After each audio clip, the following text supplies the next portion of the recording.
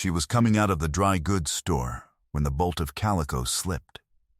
It went sideways off the top of her stack, and she caught it with her chin, not gracefully, not by design, but with the particular improvised competence of a woman who has been managing things alone for long enough that her body has learned to solve problems without consulting her first.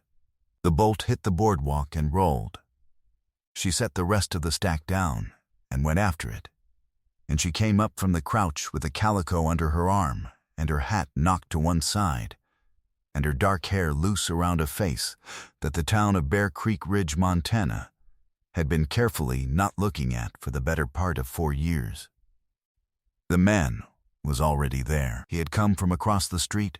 She would learn later that he had been coming out of the feed store when the bolt went, and he had moved without thinking, which was the sort of man he was.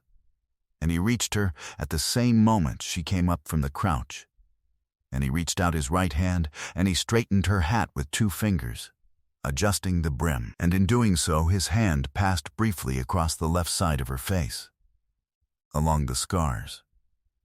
He did not flinch.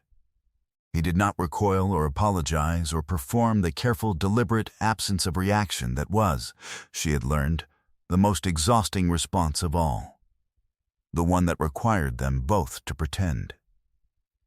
He simply set the hat straight and looked at her and said, "You've got the rest of that?" "Yes," she said. "All right," he said, and he picked up the bolt of calico that had rolled furthest and handed it to her and went back across the street. She stood on the boardwalk for a moment before she went on. If this story already has you, subscribe to this channel right now and drop the name of your city in the comments. I want to see how far this story travels. Stay with me, because what just happened on that boardwalk in Bear Creek Ridge, Montana, in the autumn of 1878, is the beginning of something neither of them planned, and the town is going to have opinions about it.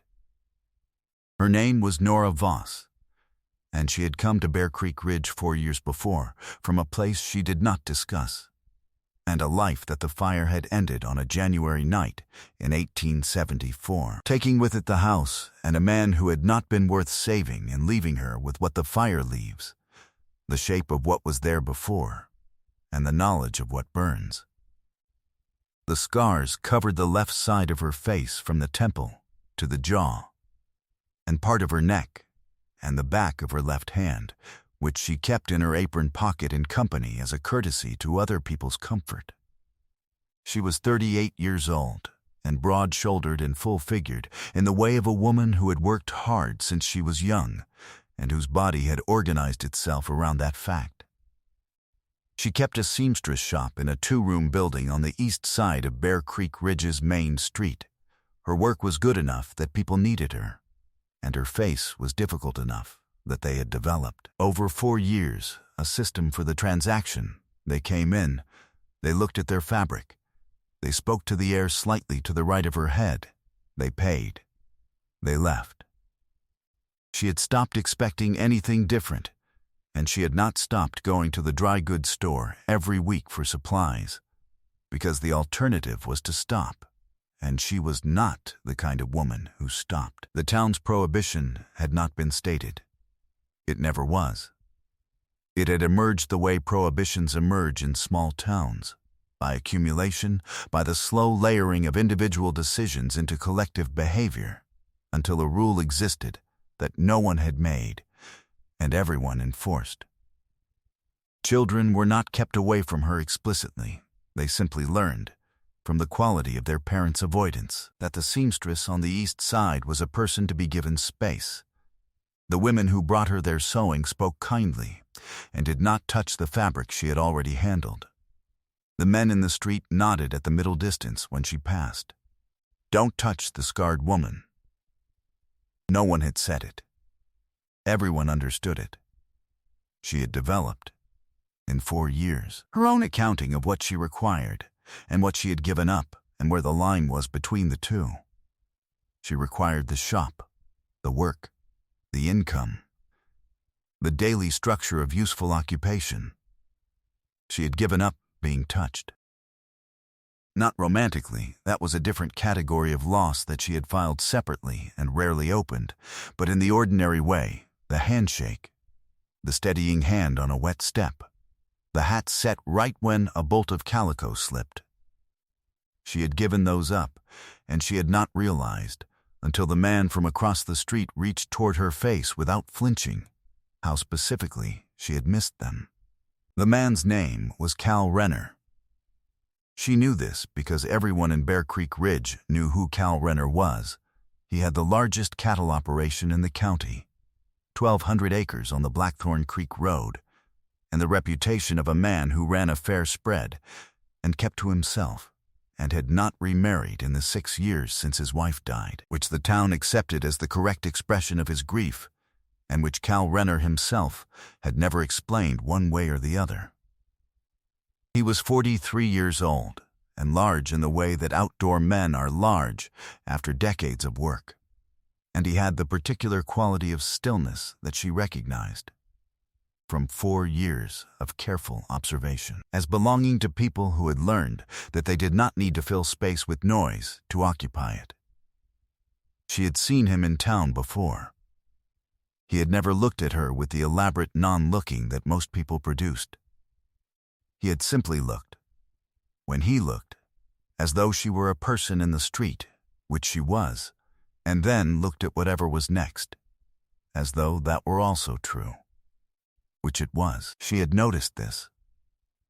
She had filed it in the interior place, where she filed things she was uncertain what to do with. After the boardwalk, she filed the hat and the 2 fingers in the absence of flinching. Then she went back to the shop, and she sat down at the sewing table, and she thought, for longer than she usually permitted herself to think about things she could not change, about what it had felt like to have her hat straightened by someone who did not seem to find it a problem. He came into the shop 11 days later. She heard the bell above the door. She had learned, in 4 years, to locate people's character in the quality of sound they made entering a room. And his was even, unhurried, the sound of someone who has decided to be somewhere and is not second-guessing it, and she looked up from the shirt she was mending. He said, "I have a job that may be too large for a single seamstress. I wanted to ask before I committed to it." She set down the shirt. "What's the job?" she said. "Curtains," he said. "Every window in the house. 14 windows." He looked at the shelves of fabric. "The house has been... It's been a while since anyone attended to it. I'd like it to look like a house again." She was quiet a moment. Something in the way he had said "a while" and "a house again" told her more than the words. 14 windows, she said. "What size?" He had the measurements on a folded paper, which he had prepared, which told her he was the kind of man who prepared. She took the paper and looked at the numbers. 6 weeks, she said. "If the fabric comes from the dry goods store, I'd need to examine the windows first. Casings vary. Can you come out to the property?" he said. "I'll bring the wagon."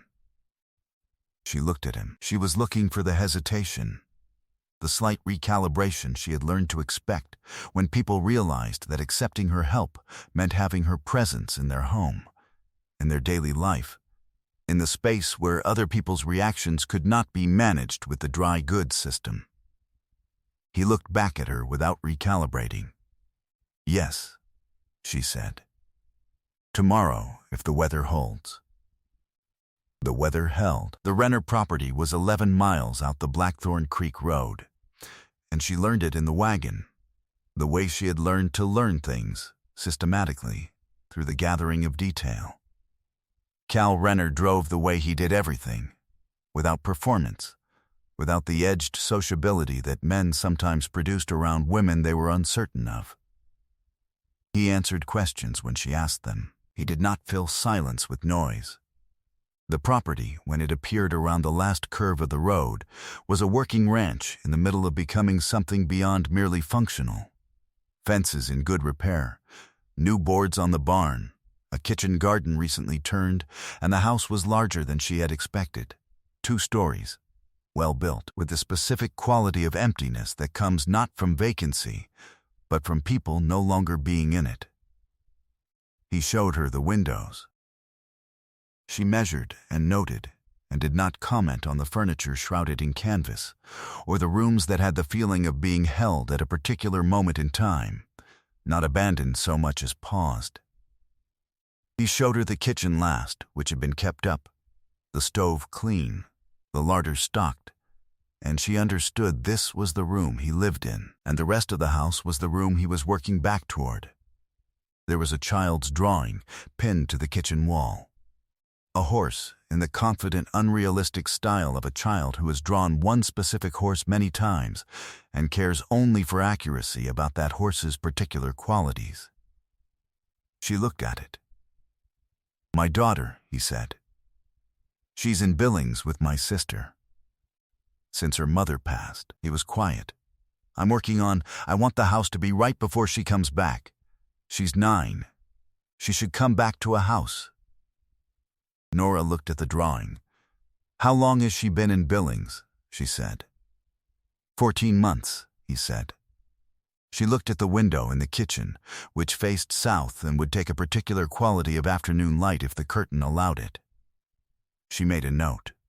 She thought about a 9-year-old girl 14 months away from a house that had been paused since her mother died, and a man who was measured and careful and had straightened a scarred woman's hat on a boardwalk without flinching, and she put these things together and understood what the curtains were and what he was actually asking. "The kitchen window," she said, "faces south. If you use the cream-colored muslin I saw at the dry goods store last week, the afternoon light will come through warm. She'll like that." He looked at the window and then at her. "Yes," he said, "I think she will." She came out to the property twice a week to measure and fit and hang the curtains as they were completed, which was an arrangement that placed her in Cal Renner's house with a regularity that Bear Creek Ridge noticed the way small towns notice regularities. Completely and immediately, and with the particular quality of attention that does not announce itself, but does not miss anything either. The talk began in the second week. She was aware of it before anyone said anything to her directly, because she had 4 years of practice reading the quality of silence in a room when she entered it, and the silence had changed. It had acquired a new texture, something between concern and disapproval, with an undercurrent of something older and less articulate. The instinct, dressed in the language of community welfare, that the arrangement between the scarred seamstress and the widowed rancher was a disruption of an order that had not been formally stated, but had been, until now, reliably maintained. She heard it directly from Mrs. Holt, a woman she had always found fair within the limits of her understanding, on a Thursday, when she came into the dry goods store. "Mrs.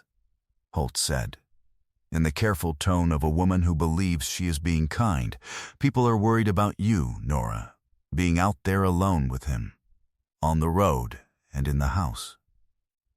People are asking whether you've considered what it looks like." "What does it look like?" Nora said. Mrs. Holt could not quite say. "It looks," Nora said, "like a seamstress fulfilling a contract for 14 windows, which is a month and a half of income that I need, in a house that a man is trying to make ready for his daughter, who has been in Billings for 14 months. She picked up her fabric order from the counter. "If the town has concerns about my welfare, I am here every Thursday. They can ask me directly." Mrs. Holt said nothing more. But the talk did not stop, and the quality of the silence did not improve, and in the 4th week it found a sharper edge, that it was not her welfare people were worried about, it was his. That Cal Renner was a man of standing, who perhaps did not understand what he was associating himself with. That someone ought to speak to him. Someone did. She never knew exactly who. But on a Thursday morning in the 5th week of the curtain work, Cal Renner arrived in Bear Creek Ridge and tied his horse at the rail in front of the dry goods store, which was where, at that hour, the men of the town tended to gather. and he said what he had come to say. She was in the shop across the street. She could not hear the words through the glass. She could see the gathering, and she could see Cal Renner's stillness in the middle of it, which was not the stillness of a man being managed, but of a man who has let another person finish speaking, and has waited through the silence afterward, and has now decided what he will say. She could see him say it. She could not hear it, but she saw the effect. The particular quality of a group of men who have received information they were not expecting and are doing the private work of deciding what to do with it. And then she saw Cal Renner tip his hat to the group and cross the street and push open the door of her shop. She looked up from the curtain panel. "Almost done with the parlor set," she said. "Good," he said. "I wanted to tell you myself what I said over there." He came to the worktable, and he looked at the curtain she was hemming.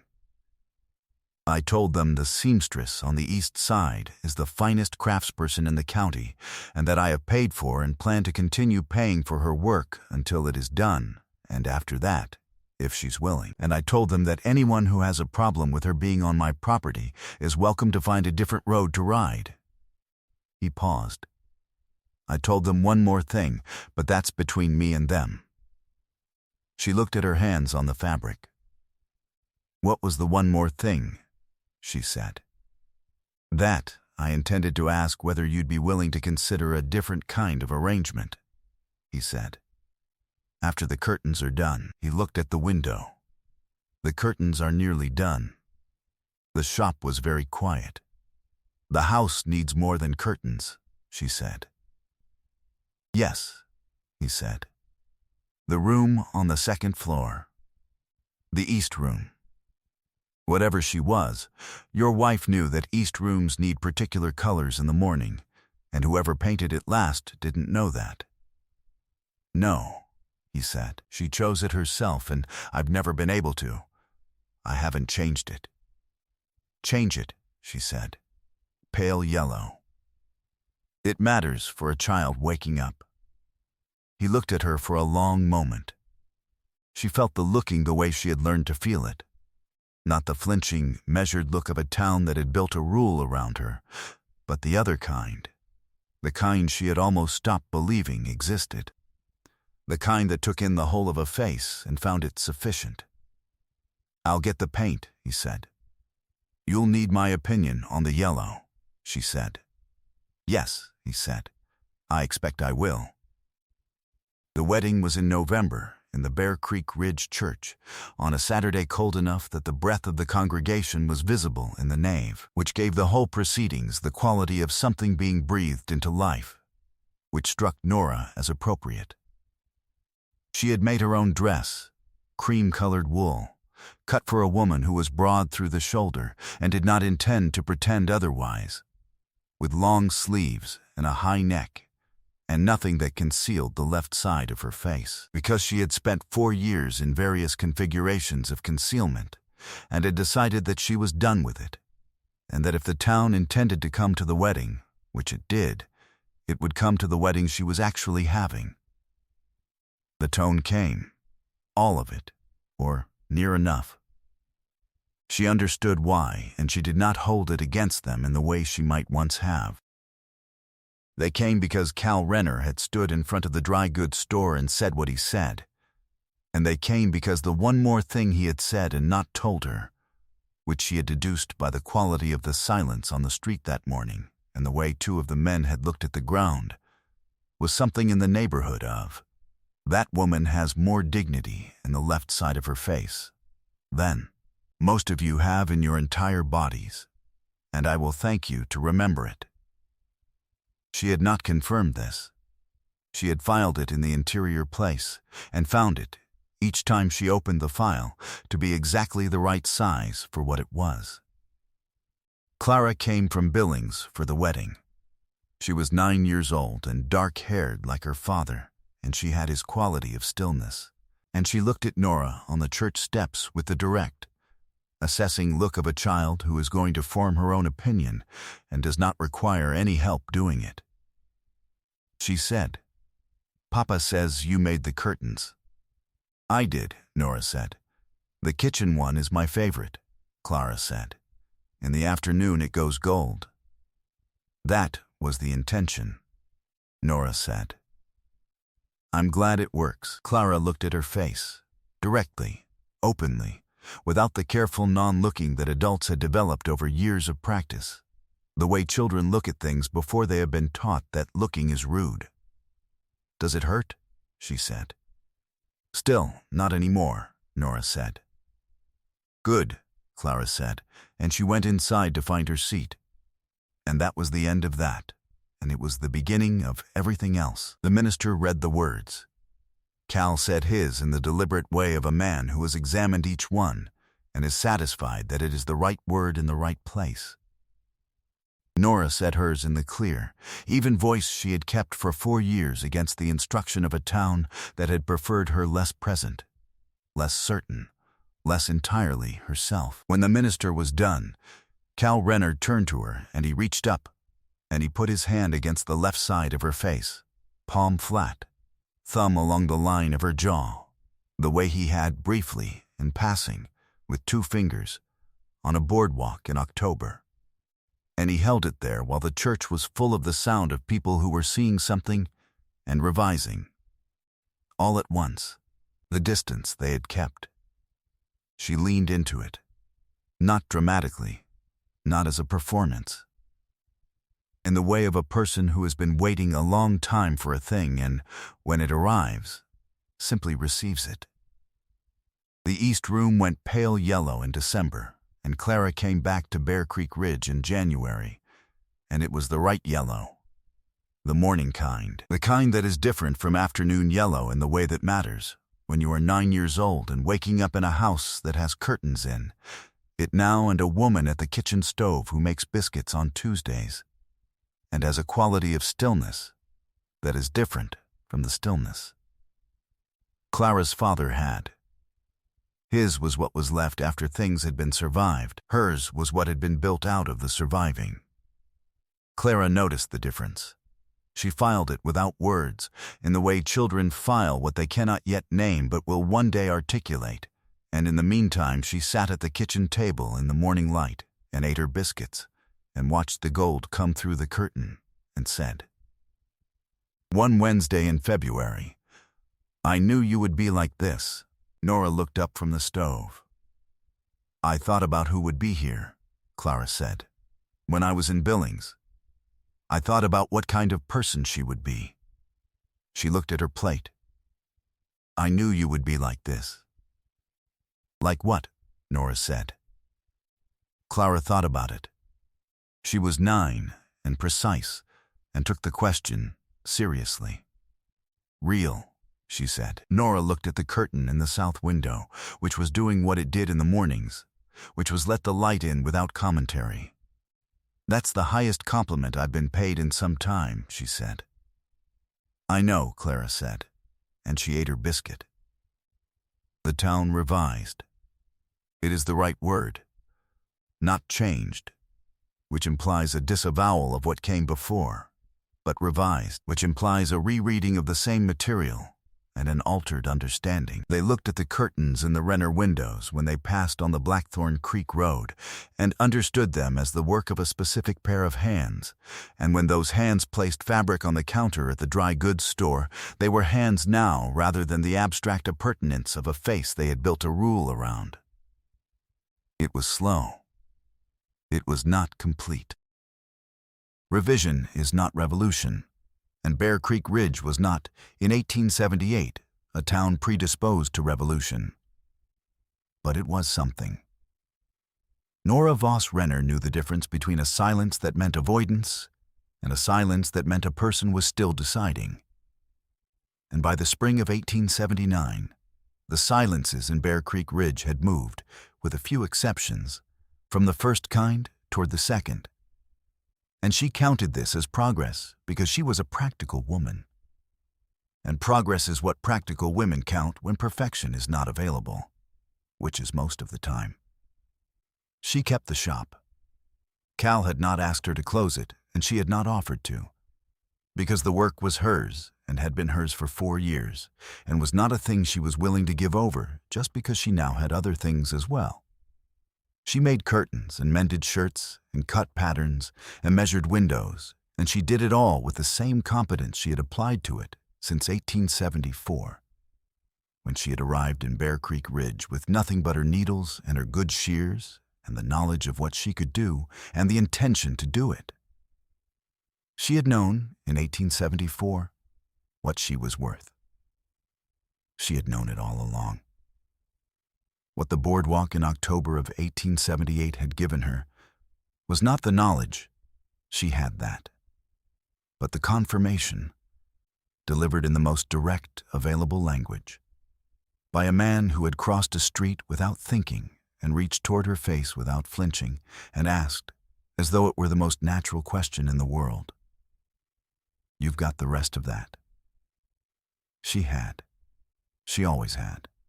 She had simply, for 4 years, been required to carry it where no one could see.